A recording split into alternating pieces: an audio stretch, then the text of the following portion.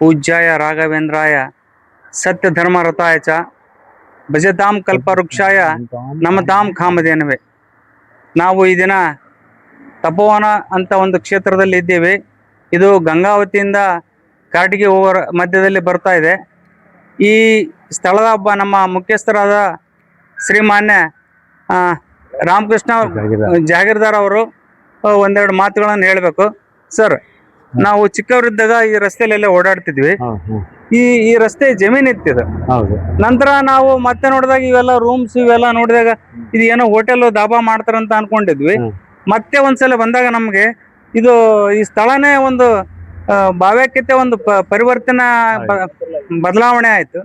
ಇದು ಹೇಗೆ ಅಂತ ಹೇಗೆ ಅಂದ್ರೆ ನಮ್ಮ ಸುಷಮೇಂದ್ರ ಸ್ವಾಮಿಗಳವ್ರಿಗೆ ನಮ್ಮ ಮನೆಯಾಗ ಗಂಗಾವತಿ ಬಂದಲ್ಲಿ ನಮ್ಮ ಮನೆಯಾಗ ಇರ್ತಿದ್ರು. ಹಂಗಾಗಿ ನಮಗೆ ಇದು ಅವರಿಂದ ಒಂದು ಸಲ ಬಂದಾಗ ಇಲ್ಲಿ ವೈಶಾಖ ಮಾಸದಾಗ ಆ ಕವೀಂದ್ರ ತೀರ್ಥ ಆರಾಧನೆ ಬಂದಾಗ ಇಲ್ಲಿ ನೋಡಿ ಜಾಗಕ್ಕೆಲ್ಲ ನೋಡಿ ಇಲ್ಲಿ ಹುಲ್ಲುಗಿಲ್ಲ ಹಾಕ್ಸಿದೆ. ಇದೇ ಜಾಗದಾಗ ಮನೆ ಏನಾರು ಕಟ್ಸಪ್ಪ, ಇಲ್ಲಿ ಬಂದಾಗ ಅಲ್ಲಿ ಓಣೆ ಬರೋಕ್ಕಿಂತ ಇಲ್ಲಿ ಆರಾಮ ಇರ್ತೀನಿ ಅಂತ ಹೇಳಿದ್ರು. ಹಂಗಾಗಿ ನಮ್ಮ ಆನಂದರಾವ್ ಸಹಾಯದಿಂದ ಈ ಮಠ ಇದು ಅನುಕೂಲ ಮಾಡಿಕೊಟ್ರು ಅವರು ನಮ್ಮ ಮಠದಿಂದ. ಅಂದ್ರೆ ಯತಿಗಳು ಇಲ್ಲಿ ಬಂದು ಇದರಲ್ಲಿ ಪಾದಾರ್ಪಣೆ ಮಾಡಿದಾಗ ಈ ಸ್ಥಳ ಒಂದು ಭಗವಂತನ ಸನ್ನಿಧಾನ ಆಯ್ತು ಅಂತ. ಎಣ್ಣೆ ಮಾಡಿಸಿ ಹೋಟ್ಲಿಗೆ ಕೊಟ್ಟಿದ್ದೆ. 50,000 ರೂಪಾಯಿ ಅಡ್ವಾನ್ಸ್ ಕೊಟ್ಟಿದ್ರು.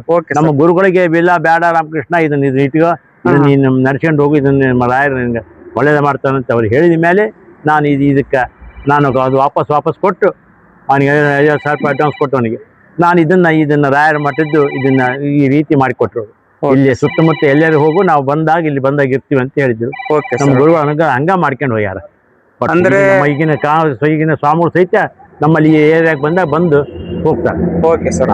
ಅಂದ್ರೆ ಈಗ ಈ ರಸ್ತೆಯಲ್ಲಿ ನಡೆದಾಡ್ಕೊಂತ ಬರ್ತಕ್ಕಂತ ಮತ್ತು ಪಾದಯಾತ್ರಿಗಳಿಗೆ ಒಂದು ಬಹಳ ಅನುಕೂಲ ಆಗಿದೆ ಅಂತ ಒಂದು ಒಳ್ಳೆಯ ಕಾರ್ಯವನ್ನು ಮಾಡಿಕೊಟ್ಟಿದ್ದಾರೆ ಸರ್.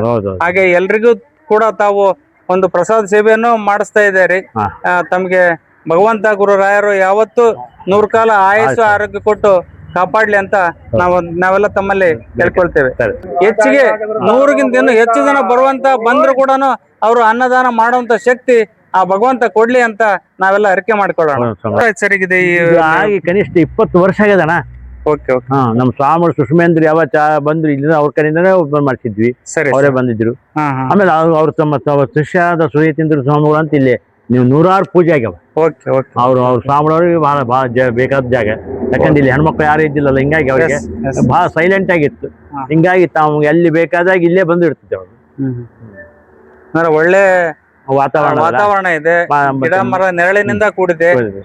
ಎಲ್ರಿಗೂ ಸುಖವಾಗ್ಲಿ, ಎಲ್ಲರಿಗೂ ಒಳ್ಳೇದಾಗ್ಲಿ ಈ ನಮ್ಮ ಜಾಗೀರ್ದಾರ್ ಸಾಹೇಬರು ಇಷ್ಟು ಜಮೀನನ್ನು ಒಂದು ತಪೋವನ ಅಂತ ಹೆಸರಿಟ್ಟು, ಒಳ್ಳೆ ಹೆಸರಿಟ್ಟು, ಎಲ್ಲರಿಗೂ ಅನುಕೂಲ ಆಗ್ಲಿ, ಅನುಗ್ರಹ ಸಿಗ್ಲಿ, ರಾಯರ ಅನುಗ್ರಹ ಸಿಗ್ಲಿ ಅಂತ ಈ ಒಂದು ಸ್ಥಳವನ್ನು ಬಿಟ್ಟುಕೊಟ್ಟಿದ್ದಾರೆ. ಅವ್ರಿಗೂ ಕೂಡ ಭಗವಂತ 100 ಕಾಲ ಚೆನ್ನಾಗಿಟ್ಟಿರ್ಲಿ. ರಾಜಗುರು ಸ್ವಾಮಿ.